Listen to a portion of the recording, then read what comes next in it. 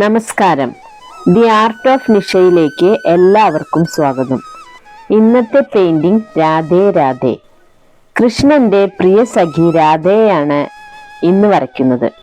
രാധയെയും കൃഷ്ണനെയും ഒക്കെ വരയ്ക്കുമ്പോൾ ഞാൻ സാധാരണയായി പറയാറുള്ള രാധാകൃഷ്ണ പ്രണയത്തിന്റെ കഥയല്ല ഞാൻ ഇന്ന് പറയുന്നത്.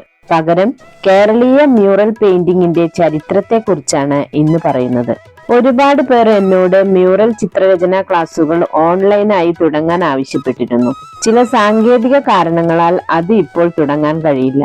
അതിന് പകരമായി മ്യൂറൽ ചിത്രങ്ങളുടെ ചരിത്രവും അവ എങ്ങനെയാണ് വരയ്ക്കുന്നതെന്ന കാര്യങ്ങളും തുടർന്നുള്ള വീഡിയോകളിലായി ഉൾപ്പെടുത്താനാണ് ഉദ്ദേശിക്കുന്നത്. അതുകൊണ്ട് നിങ്ങൾ എല്ലാവരും ഈ വീഡിയോ സ്കിപ്പ് ചെയ്യാതെ കാണാൻ ശ്രമിക്കുക. സബ്സ്ക്രൈബ് ചെയ്യാത്തവർ സബ്സ്ക്രൈബ് ചെയ്യണമെന്ന് അഭ്യർത്ഥിക്കുന്നു. വരയ്ക്കാൻ പേപ്പറും പെൻസിലും ബ്രഷും യഥേഷ്ടം ഉപയോഗിക്കാൻ നിറങ്ങൾ കുപ്പികളിലും ട്യൂബുകളിലും ലഭ്യമാകുന്ന ഈ കാലഘട്ടത്തിന് വളരെ മുൻപ് ഇതൊന്നും ലഭ്യമാവാതിരുന്ന കാലഘട്ടത്തിലും മനുഷ്യർ ചിത്രങ്ങൾ വരച്ചിരുന്നു. കേരളത്തിലെ ഗുഹകളിലെയും പഴയ ക്ഷേത്രങ്ങളിലെയും കൊട്ടാരങ്ങളിലെയും പള്ളികളിലെയും ചുവർ ചിത്രങ്ങൾ ദ്രാവിഡ ചിത്രരചനാ രീതിയുടെ പിന്തുടർച്ചയാണ്.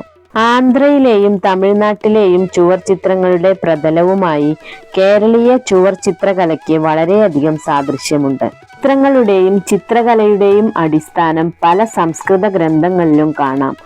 അതിൽ ഒന്നാണ് ചിത്രസൂക്തം. 1500 വർഷം മുമ്പ് സംസ്കൃതത്തിൽ രചിക്കപ്പെട്ട വിഷ്ണു ധർമ്മോത്തര പുരാണം എന്ന ഗ്രന്ഥത്തിലെ ഒരു ഭാഗമാണ് ചിത്രകലയെ പറ്റി വിവരിക്കുന്ന ചിത്രസൂക്തം. 9 അധ്യായങ്ങളിലായി 287 ചെറിയ ശ്ലോകങ്ങളും 2-ാം അധ്യായത്തിൽ ഏതാനും ഗദ്യവും ആണ് ഇതിലടങ്ങിയിരിക്കുന്നത്. ചിത്രകലയെപ്പറ്റി ചിത്രസൂക്തത്തിൽ പറഞ്ഞിട്ടുള്ളതുപോലെ വിശദമായി പ്രതിപാദിച്ചിട്ടുള്ള മറ്റൊരു ഗ്രന്ഥവുമില്ല. ചിത്രകല എന്തിന്, അതിൻ്റെ ഉദ്ദേശം, ലക്ഷ്യം, ധർമ്മം, ചിത്രകാരൻ, ആസ്വാദകർ, മറ്റു കലകളുമായുള്ള ബന്ധം തുടങ്ങി 100 ചോദ്യങ്ങൾക്ക് ഈ പുസ്തകം ഉത്തരം നൽകുന്നു. യഥാർത്ഥ ഭാരതീയ ചിത്രകലയെ മനസ്സിലാക്കാൻ ചിത്രസൂക്തം പ്രയോജനപ്പെടും. വരകളുടെ കൃത്യത, വർണ്ണസങ്കലനം, അലങ്കാരങ്ങൾക്ക് കൊടുക്കുന്ന പ്രാധാന്യം, വികാരാവിഷ്കാരത്തിലെ ശ്രദ്ധ ഇവ കേരളീയ ചുവർ ചിത്രങ്ങളുടെ പ്രത്യേകതയാണ്.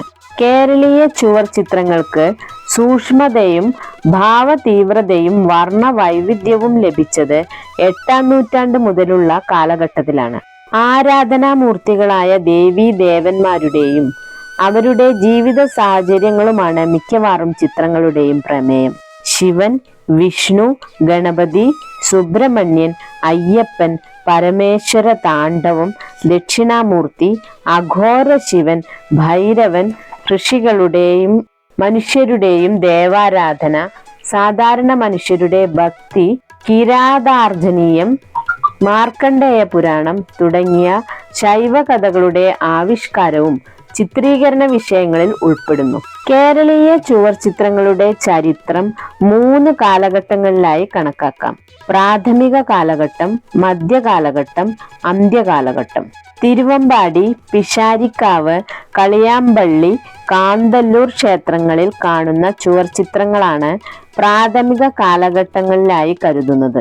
വടക്കുന്നാഥ ക്ഷേത്രം, മട്ടാഞ്ചേരി, തിരുവഞ്ചിക്കുളം, പള്ളിമണ്ണ, ഏറ്റുമാനൂർ, വസുദേവപുരം, എളങ്കുന്നപ്പുഴ, പനയന്നാർക്കാവ്, മുളക്കുളം, ബാലുശ്ശേരി, തൃപ്രയാർ, തൃച്ചക്രപ്പുര, താഴത്തങ്ങാടി എന്നിവിടങ്ങളിലെ ചിത്രങ്ങൾ മധ്യകാലഘട്ടങ്ങളിൽ കാണപ്പെടുന്നവയാണ്. പത്മനാഭപുരം കൊട്ടാരം, കോട്ടയ്ക്കൽ, നെയ്യാറ്റിൻകര, കരിവേലിപ്പുറമാളിക, കൃഷ്ണപുരം കൊട്ടാരം, പുണ്ടലീകപുരം ക്ഷേത്രം എന്നിവിടങ്ങളിലെയും അകപ്പറമ്പ്, കാഞ്ഞൂർ, തിരുവല്ല, കോട്ടയം, ചേപ്പാട്, അങ്കമാലി എന്നീ പള്ളികളിലെ ചുവർ ചിത്രങ്ങൾ അന്ത്യകാലഘട്ടങ്ങളിലും കാണപ്പെടുന്നവയാണ്. ഇനി ചുവർ ചിത്രങ്ങൾ എങ്ങനെയാണ് പണ്ടുകാലങ്ങളിൽ നിർമ്മിച്ചിരുന്നതെന്ന് പറയാം. പണ്ടുകാലങ്ങളിൽ കരിങ്കല്ല് കൊണ്ടോ ചെങ്കല്ലുകൊണ്ടോ കെട്ടിയ ചുമരിൽ കുമ്മായം തേച്ച് ആദ്യം പരുക്കൻ പ്രതലവും പിന്നീട് അതിനു മുകളിൽ നേർത്ത രണ്ടാം പ്രതലവും നിർമ്മിക്കുന്നു. കുമ്മായം ചുമരിൽ നിന്നും ഇളകി പോകാതിരിക്കാൻ പശകൾ ഉപയോഗിച്ചിരുന്നു. ചിലപ്പോൾ മൃഗക്കൊഴുപ്പും ശർക്കരയും ചേർത്ത് ആദ്യ പ്രതലത്തിൽ കുമ്മായം പിടിപ്പിച്ചിരുന്നു. രണ്ടാം പ്രതലത്തിൽ കുമ്മായം കരിക്കിൻ വെള്ളത്തിൽ കലക്കിയാണ് ഉപയോഗിച്ചിരുന്നത്. പണ്ട് വിളാമ്പശ, വേപ്പിൻ പശ, കള്ളിപ്പാൽ ഇവയും പശയായി ഉപയോഗിക്കാറുണ്ടായിരുന്നു.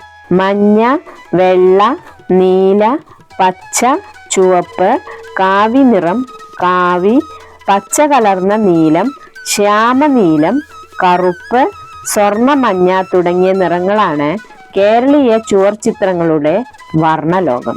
പച്ചില ചായവും പഴച്ചാറും മാത്രമല്ല, ധാതുക്കളും രാസവസ്തുക്കളും ചായങ്ങളുടെ നിർമ്മാണത്തിന് ഉപയോഗിച്ചിരുന്നു.